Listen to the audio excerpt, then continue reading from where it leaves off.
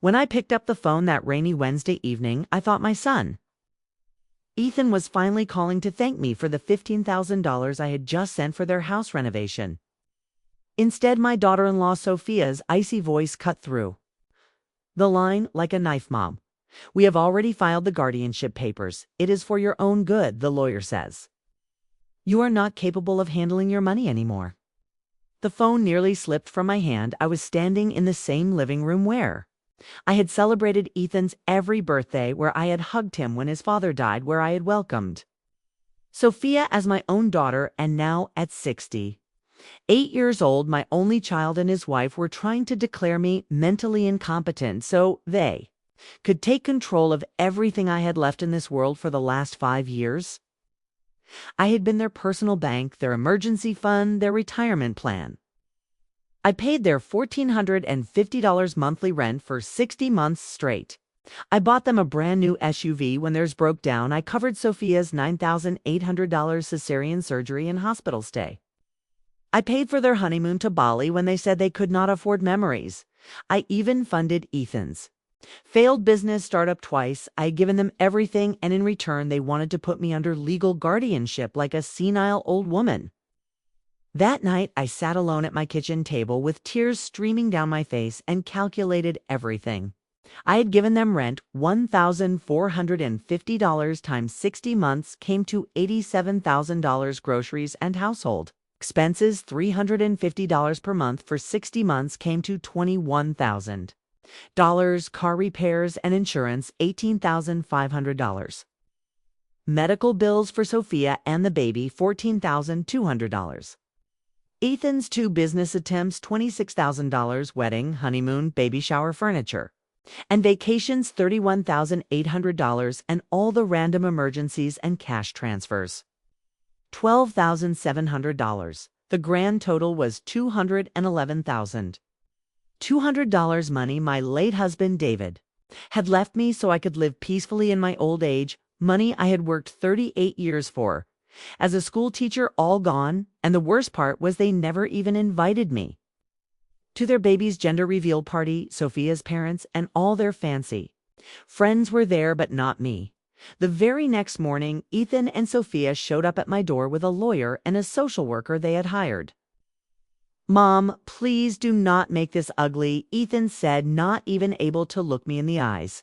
We are doing this because we love you. You have been forgetting things lately. You canceled the automatic transfers. You changed your phone number. You are isolating yourself. Sophia added with fake tears, you are like a mother to me, Eleanor. We just want to protect you. I looked at the woman who had once cried in my arms, saying, I wish my own mother was half as good as you. Protect me, I said quietly. By stealing my house and my savings, the lawyer tried to hand me documents. I refused to touch them. Get out of my house, right? Now that was the moment I decided I would not go down without a fight. I immediately called Rebecca Harper, one of the best elder law attorneys in the state. When she saw my records, she was furious. This is one of the worst cases of elder financial abuse I have seen in 22 years. They drained you dry, and now they are trying to finish the job legally. We are going to war. The war began first. I changed every lock on my house. Then I installed a complete security system with cameras that recorded 24 hours a day. I opened new bank accounts at a different bank and froze the old ones. I got a full independent psychiatric evaluation from Dr. Sarah Klein, one of the top experts in the city. She declared me exceptionally sharp, mentally competent, and fully capable of managing my own affairs. Meanwhile, Ethan and Sophia did not stop. They drove past my house every single day. They called from different numbers. They sent messages saying I was abandoning my only grandchild. They even convinced my old neighbor, Mr. Peterson, to write a false statement saying I was acting paranoid, but I was ready. 2 weeks later, they tried to break in using the old spare key. They still had the cameras, caught everything. The police came. I filed a trespassing report. Rebecca Harper used it as evidence. During those weeks, I did something I had not done in years. I started living for myself. I went to the salon and got my hair colored the way I always wanted. I joined a senior Painting class, I reconnected with my old friend Margaret, who I had lost touch with because I was always busy helping Ethan. I visited my husband David's grave every Sunday and talked to him for hours. David, our son, became a monster, but I am fighting. Back for both of us, I also met a wonderful group of women at the community center, all survivors of similar situations. Linda, whose daughter tried to put her in a nursing home to steal her pension. Patricia, whose son forged her signature on documents. We became each other's support system. We laughed, we cried, we planned trips together. The day of the court hearing finally arrived. The courtroom was packed. Ethan wore a new expensive suit, probably bought with the last of my money. Sophia was dressed in black, playing the worried daughter-in-law perfectly. Their lawyer was aggressive and well prepared. They brought 3 witnesses: Sophia, Mr. Peterson, the neighbor, and a pharmacist. They had manipulated Sophia, cried on the stand for 20 minutes. Straight, she used to be so loving now. She screams at us. She installed cameras like we are criminals. She stopped helping her only son. Ethan spoke about how I had changed overnight after he asked for help with the house. Then it was my turn. I stood up straight, looked the judge in the eyes, and spoke for 40 minutes without notes. I told the entire story from the day David died to raising Ethan alone, to giving away my entire retirement, to the moment they tried to declare me incompetent. The second the money stopped, I showed every bank transfer, every text message where they called me Mom only when asking for cash, the photos from their gender reveal party where I was absent, the security footage of them trying to enter my house. Rebecca Harper destroyed their witnesses one by one. When their lawyer tried to twist my words, I looked straight at Ethan and said, "You were my whole world. I would have given you my last breath, but you chose to treat me like an ATM instead of a mother. The day you filed for guardianship, you killed whatever love was left." The judge took 3 hours to deliberate. When he returned, the courtroom was dead silent after reviewing all evidence. This court finds Mrs. Eleanor Thompson fully mentally competent. The petition for guardianship is denied in its entirety. Furthermore, the court strongly suspects this case was motivated by financial exploitation. The matter has been referred to the Adult Protective Services for further investigation into the plaintiffs. I had won completely. Ethan and Sophia looked shattered as we left the courtroom. Ethan whispered, "Mom, please." I did not even look at him. 3 months later, I sold the big family house that held too many painful memories and bought a beautiful 2-bedroom apartment with a sea view.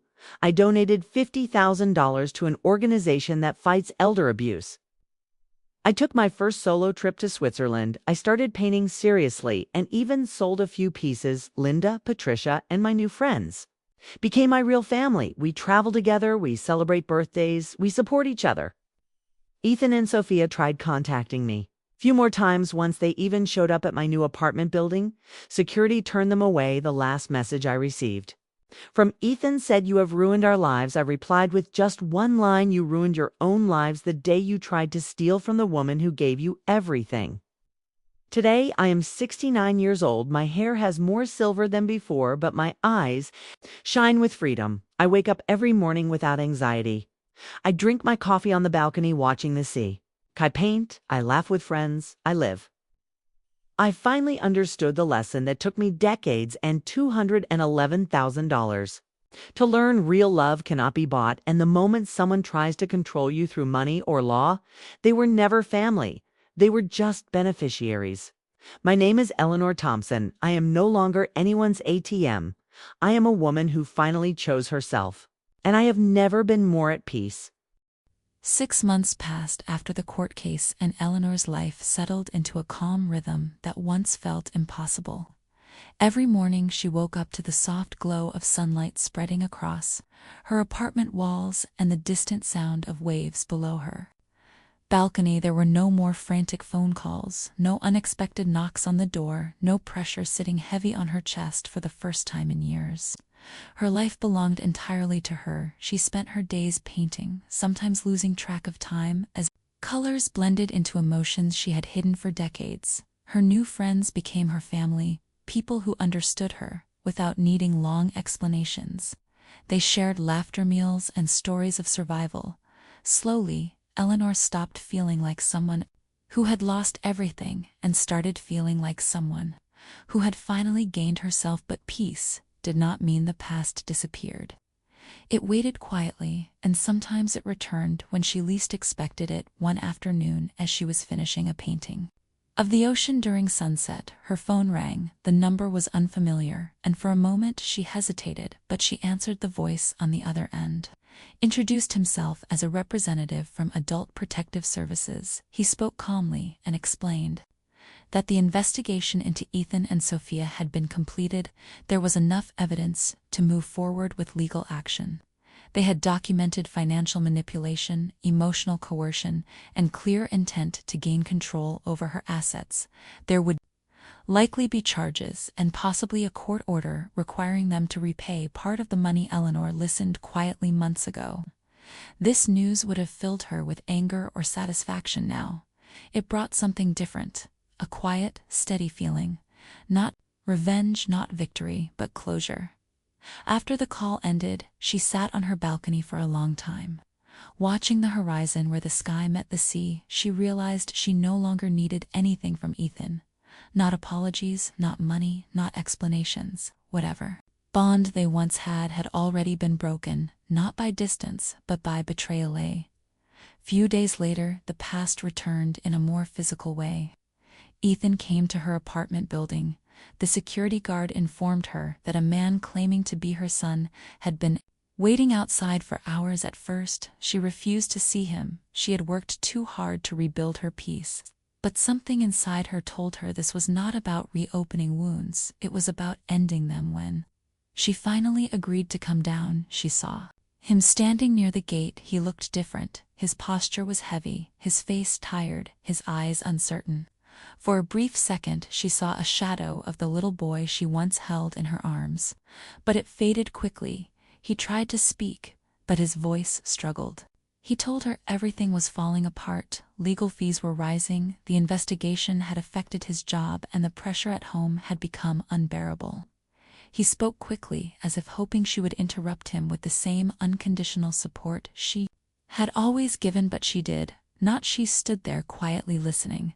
Not with the heart of a mother trying to fix things, but with the clarity of someone who had finally learned the cost of doing so. When he finished, there was a long silence between them, the kind of silence that cannot be filled with excuses. He asked for help. The same request in different words. Eleanor felt no anger, no urge to argue. Just a deep understanding of what this moment meant. She told him calmly that he did not need her money. What he needed was to face the consequences of his choices. She explained that every time she had saved him before, she had only made it easier for him to avoid responsibility. That pattern had not helped him. It had destroyed both of them. Tried to blame circumstances, pressure, even Sophia, but Eleanor stopped him gently. She told him that as long as he continued to shift responsibility onto others, nothing would ever change. For the first time, he had no answer. She looked at him and realized something that hurt less than she expected. She no longer saw her world in him. She saw a man who had made decisions and now had to live with them. She told him she hoped one day he would understand what he had done, not just in terms of money, but in terms of trust and family. Then she turned to Levy, called her one last time, his voice soft, almost childlike. She paused briefly but did not turn around. She told him that she had stopped being his source of endless support, and in doing so, she had finally found her own life again. Then she walked away. This time there was no hesitation, no second thoughts, no looking back. Life moved forward. In the months that followed, Eleanor became more involved in the community that had helped her heal. She started volunteering with an organization that supported elderly individuals facing similar situations. She shared her story not as someone seeking sympathy, but as someone offering strength. People listened to her, not because of what she had lost, but because of what she had learned. Her painting also changed. What began as a personal escape became something more powerful. Her artwork started to reflect freedom, resilience, and identity. One of her pieces showed a woman standing by the ocean, with broken chains at her feet, and it caught the attention of a local gallery owner. Soon her work was displayed publicly on the night of her first exhibition. Eleanor stood quietly in the gallery, watching people observe her paintings they admired. The colors, the emotion, and the meaning behind the work. Some tried to understand the story behind it, but none of them truly knew, and for the first time, Eleanor was okay with that, because the story was no longer something she needed to explain. It was something she had lived as. She stood there, surrounded by strangers who saw beauty in her work. She felt something deeper than happiness. It was a sense of identity that had nothing to do with being a mother or a provider. She was simply herself, not defined by what she had given away, but by what she had reclaimed years past, and the distance between her and Ethan remained. There were a few messages at first, then fewer, and eventually none. She heard through others that he and Sophia faced consequences and struggled to rebuild their lives. She did not interfere, and she did not follow their story closely, not because she did not care, but because she had learned that caring does not always mean involvement. One quiet evening, sitting on her balcony with a cup of coffee, Eleanor reflected on everything that had happened, the pain, the betrayal, the loss, and the strength that came after. She realized that the most important lesson was not about money. It was about boundaries, about understanding that love without respect is not love, about knowing that giving everything to someone does not guarantee they will value it, and most importantly, about choosing yourself when no one else does. At 69, Eleanor did not feel like someone who had lost her family. She felt like someone who had finally found her life, and that was enough. Time did not rush forward for Eleanor. It unfolded slowly, like the tide that came and went beneath her balcony.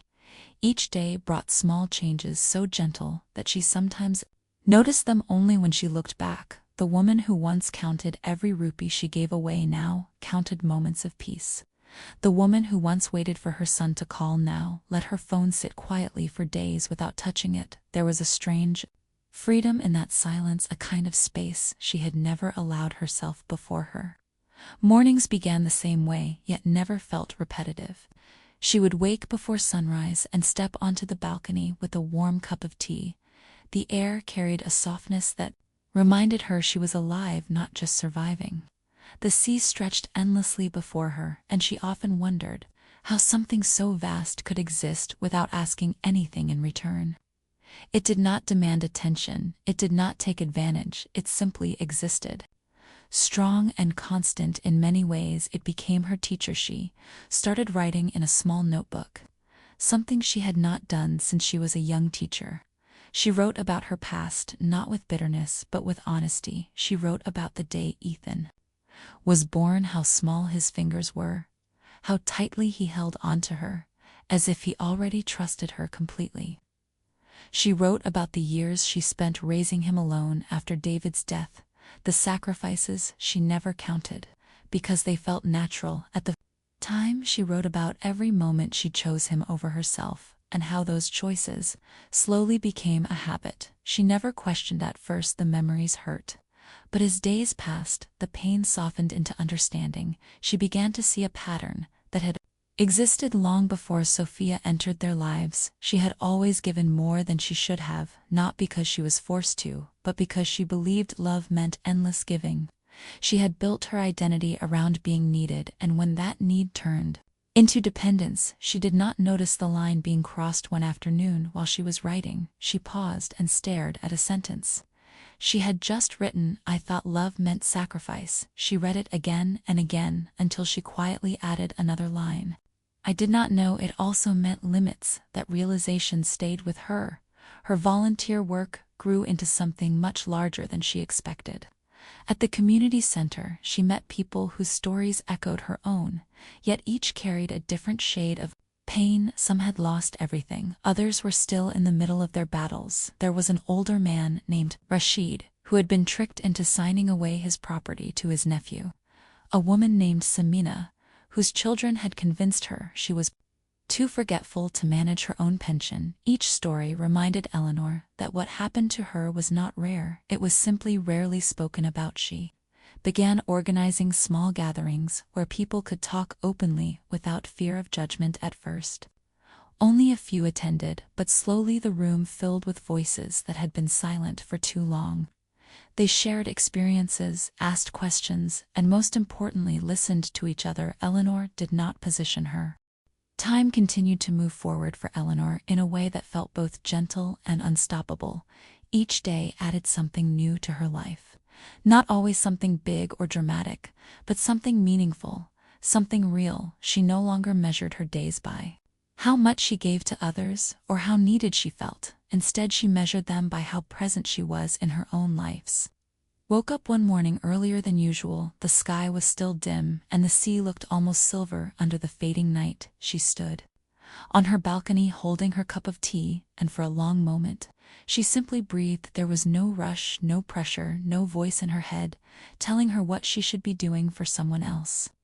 This silence that once would have frightened her had become her greatest comfort. She had learned how to sit with herself without feeling incomplete, and that was not a small thing. It was something that had taken her nearly 70 years to understand.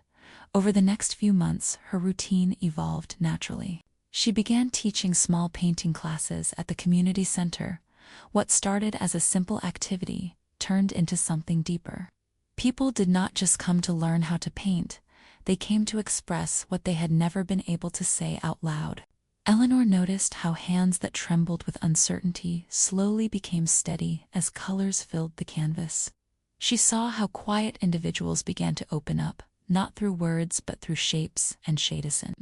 After noon, a man in his late 60s stayed back after class. His painting was simple, just a single figure standing alone in a large, empty space, but the emotion in it was impossible to ignore. He told Eleanor that he had lost contact with his children years ago and had never spoken about it until now. He said painting it made him feel seen, even if no one else understood. Eleanor listened carefully and then told him something she had learned herself. She said, "Sometimes being seen by yourself is the beginning of healing. You do not always need others to understand for your truth to be real." Thought idea stayed with many of the people who attended her classes, and slowly a small community formed, not based on dependency, but on mutual respect and understanding. Meanwhile, her own life continued to expand in ways she had never imagined. She started traveling again. This time not just to see new places, but to experience different ways of living. She visited small coastal towns, quiet mountain villages, and busy cities where no one knew her name. She walked through art galleries in Europe, sat in local markets, listening to unfamiliar languages, and found comfort in the realization that the world was much bigger than the life she had once confined herself to. During one of her trips, she met a woman named Alyssa, who was also traveling alone. They started talking over coffee and quickly realized they shared similar pasts. Both had spent years giving everything to their families, only to be left feeling empty and unappreciated.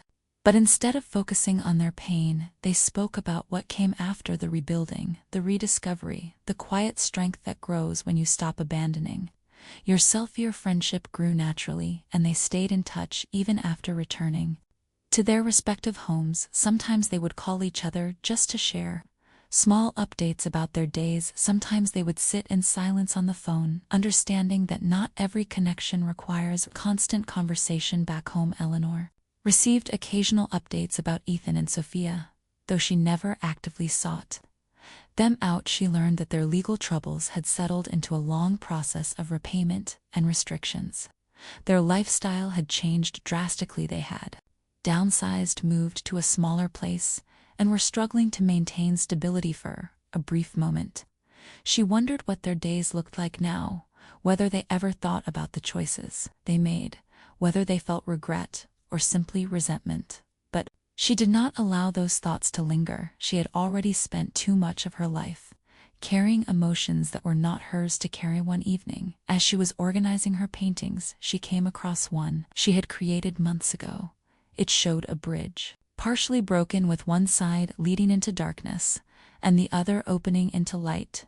She stared at it for a long time, and realized something she had not seen before: the bridge was not meant to be repaired. It was meant to show that some paths, once broken, are not meant to be walked against it. Understanding brought her a quiet sense of clarity as time passed. Her work at the community center gained recognition. Local organizations began inviting her to speak about elder support and personal boundaries. She was hesitant at first. Public speaking had never been something she pursued, but she agreed because she knew how important these conversations were. During one of her talks, she stood in front of a small audience and shared her experience. Not in dramatic detail, but in honest reflection, she spoke about how easy it is to confuse love with obligation, how slowly boundaries can disappear when you are afraid of losing someone, and how important it is to recognize your own value before others decide it. For youth room was silent as people listened. Some nodded, others looked down as if reflecting on their own lives. After the talk, several individuals approached her, thanking her for putting into words what they had felt but never expressed. That night, as she returned home, she felt something shift within her again.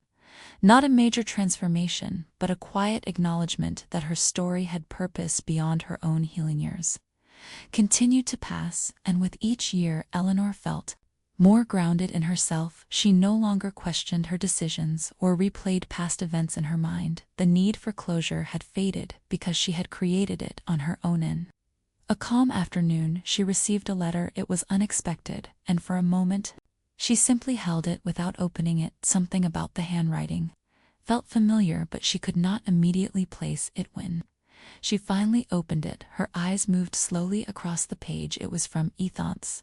Words were simple, not dramatic, not filled with excuses, but also not entirely free of them. He wrote about how life had changed, how he had been forced to face consequences in ways he never imagined. He admitted that he had taken her for granted and that he did not fully understand the damage he had caused until everything fell apart.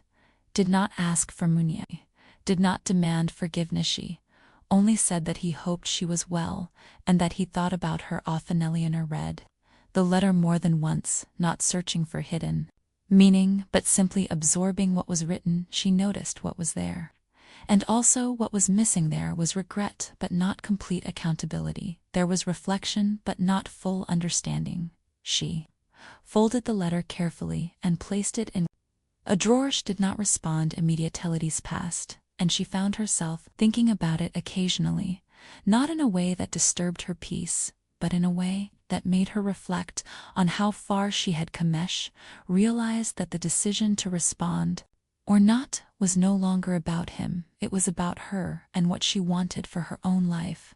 After a week, she took out a piece of paper and began to write her response slowly, choosing her words with intention. She wrote that she had received his letter and that she was glad he was reflecting on his life. She acknowledged the past without reopening it.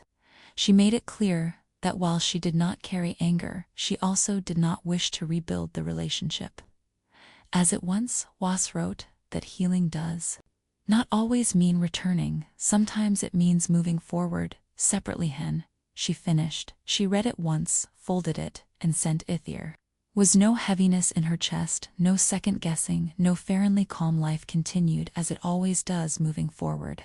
Without waiting for anyone to catch up, Eleanor spent her days surrounded by people who valued her not for what she could give, but for who she was. She continued to paint, to travel, to teach, and to live in a way that felt true to Heron. A quiet evening, sitting on her balcony, she watched the sun set slowly over the water. The sky shifted through shades of orange, pink, and deep blue, and for a moment, everything felt perfectly still. She thought about the woman she used to be, the one who believed her worth was tied to how much she could sacrifice, the one who feared losing others more than losing herself.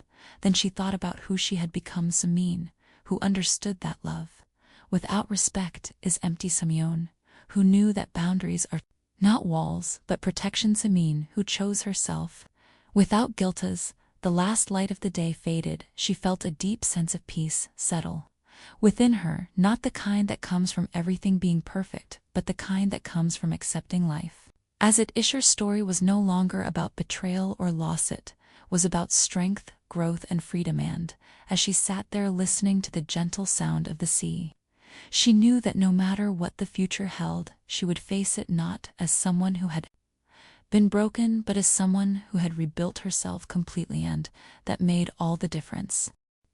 Time continued to unfold for Eleanor in a way that no longer felt heavy or uncertain. It moved like a quiet river, steady and sure, carrying her forward without resistance. She no longer woke up with thoughts of the past pressing against her mind. Instead, her mornings were filled with a calm awareness of the present. The light entering her room, the distant sound of waves, the simple comfort of being alive without fear, had created a life that did not depend on anyone else, and yet it was not lonely. It was full in ways she had never experienced before. Her friendships had deepened over the years, not because she needed people to fill a void, but because she chose to share her life with those who respected her space, her time, and her truth. Her work at the community center had grown into something much larger than she ever imagined. What began as small gatherings had turned into a structured program that helped many elderly individuals recognize and protect themselves from financial and emotional harm. She trained volunteers, spoke at events, and worked closely with organizations that focused on elder support. People started to recognize her not just as someone with a story, but as someone who had turned that story into strength. Afternoon, after a long session at the center, she returned home feeling both tired and fulfilled. She placed her bag on the table and walked slowly to the balcony. The sky was soft with evening colors, and the sea reflected a quiet stillness she had come to love. As she stood there, she thought about how different her life was from the one she had lived just a few years ago. It almost felt like she was remembering someone else's story, not her own. There were moments when memories surfaced unexpectedly, not in a painful way, but as distant echoes. She would sometimes remember Ethan as a child, the way he laughed, the way he would run to her after school with excitement in his eyes. Those memories no longer carried the sharp edge of loss. They simply existed as part of her past, something that had been real but was no longer her present. She had accepted that people can change in ways you never expect, and sometimes those changes take them so far away that there is no path back. Not because forgiveness is impossible, but because the connection itself no longer exists in the same way. Her painting continued to evolve with her emotions. Her newer works carried a sense of openness and space. They were not crowded with heavy meaning, but instead invited the viewer to feel rather than analyze. One of her recent pieces showed an endless horizon with no visible boundaries, just sky meeting sea in perfect balance. When people asked her what it meant, she simply said, "It is what freedom feels like when you stop asking for permission." Painting received attention from a larger gallery in another city, and they invited her to showcase her work in a bigger exhibition. This time, the audience was wider, the space more formal, and the expectations higher. But Eleanor did not feel intimidated. She no longer measured herself by external validation. She participated because she wanted to share, not because she needed approval. During the exhibition, she noticed something interesting. People were drawn not just to her art, but to her presence. They approached her with questions, not only about technique, but about the emotions behind her work. Some shared their own stories quietly, as if trusting her without fully understanding.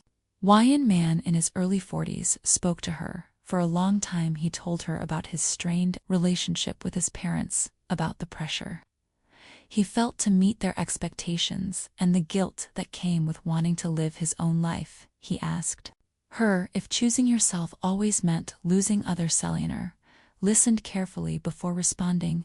She told him that choosing yourself does not mean rejecting others. It means not abandoning yourself in the process of loving them. She explained that relationships built on fear or obligation cannot survive without causing harm, and that sometimes distance is not a loss, but a necessary space for growth. Man nodded slowly, as if those words had shifted something within him. After the exhibition, Eleanor returned home with a quiet sense of fulfillment. She did not dwell on the success or the recognition. She simply appreciated the experience and moved forward. Time passed and life continued in its natural rhythm. Until one evening something unexpected happened. She received another message from Ethan. This time it was not a letter but a short message sent through a mutual contact. It was simple, direct, and carried a tone she had not seen before. He wrote that he was going through a difficult period and that he was seeking therapy. He admitted that he was beginning to understand his actions more deeply and that the process was harder than he expected. Did not ask to meet, did not ask for anything, only shared where he was in his life. Eleanor read the message and sat quietly for a long time. She could feel that something had changed, not just in him but in how she received his words. There was no immediate reaction, no emotional pull, only observations. Realized that growth is not always visible at first. Sometimes it begins quietly within a person, long before it shows in their actions. Chose not to respond immediately, not out of avoidance, but out of intention.